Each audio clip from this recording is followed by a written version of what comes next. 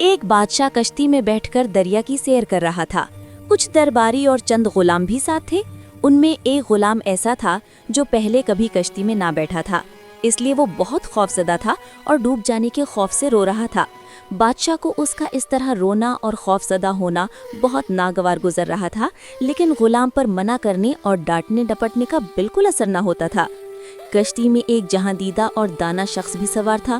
اس نے غلام کی یہ حالت دیکھی تو بادشاہ سے کہا کہ اگر حضور اجازت دیں تو یہ خادم اس خوفزدہ غلام کا ڈر دور کر دے۔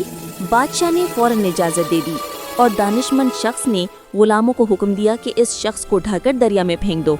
غلاموں نے حکم کی تعمیل کی اور رونے والے غلام کو اٹھا کر دریا کے اندر پھینک دیا۔ جب وہ 3-4 غوطے کھا چکا تو دانا شخص نے غلاموں سے کہا کہ اب اسے دریا سے نکال کر کشتی میں سوار کر لو۔ چنانچہ غلاموں نے اس کے سر کے بال پکڑ کر کشتی میں گھسیٹ لیا اور وہ غلام جو ذرا دیر پہلے ڈوب جانے کے خوف سے بڑی طرح رو رہا تھا، بالکل خاموش اور پرسکون ہو کر ایک طرف بیٹھ گیا۔ بادشاہ نے حیران ہو کر سوال کیا کہ آخر اس بات میں کیا بھلائی تھی کہ تم نے ایک ڈرے ہوئے شخص کو دریا میں پھینکوا دیا تھا، اور مزید حیرت کی بات یہ ہے کہ یہ اب خاموش بھی ہو گیا ہے۔ دانا شخص نے جواب دیا، حضور والا، اصل بات یہ تھی کہ اس نے کبھی دریا میں غوطے کھانے کی تکلیف نہ اٹھائی تھی، اس طرح اس کے دل میں اس آرام کی کوئی قدر نہ تھی جو اسے کشتی کے اندر حاصل تھا۔